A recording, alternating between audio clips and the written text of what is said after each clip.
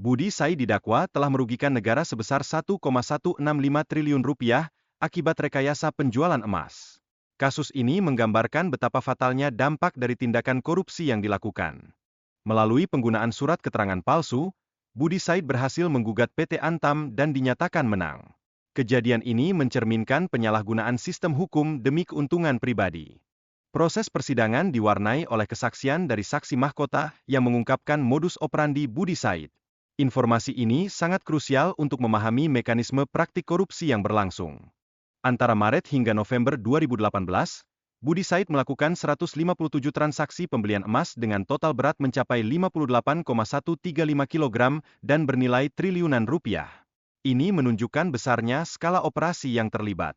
Surat keterangan kekurangan penyerahan emas menjadi alat bukti bagi Budi Said dalam menggugat PT Antam, yang pada akhirnya membuahkan hasil menguntungkan pada putusan hukum. Anggraeni, yang berperan sebagai maklar dan juga terpidana, terlibat dalam kasus ini. Dia mengungkapkan adanya praktik pelicin dalam transaksi, yang mengindikasikan sistem korupsi yang terstruktur di butik emas. Para saksi mengungkap bahwa Budi Said menerima uang tunai dan kendaraan sebagai bagian dari imbalan.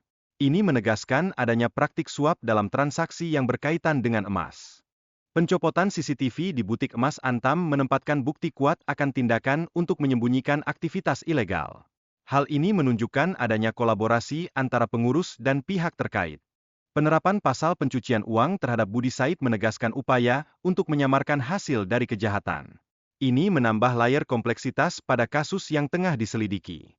Saksi Sri Agung Nugroho menyampaikan kesaksian mengenai transaksi mencurigakan, yang menambah kejelasan mengenai rekayasa dalam pembelian emas. Hal ini semakin memperumit penyelidikan kasus ini. Budi Said, seorang pengusaha properti, terlibat dalam kasus pembelian emas yang dipermasalahkan, dengan total nilai transaksi mencapai triliunan rupiah.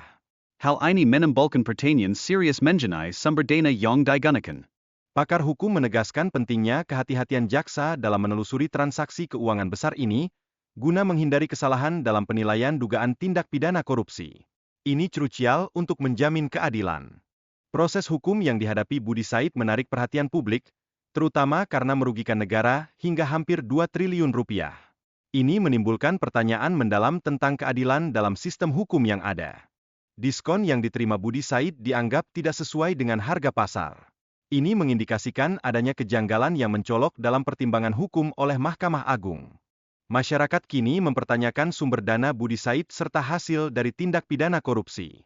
Pentingnya penegakan hukum yang transparan sangat diperlukan untuk memastikan keadilan bagi semua pihak yang terlibat.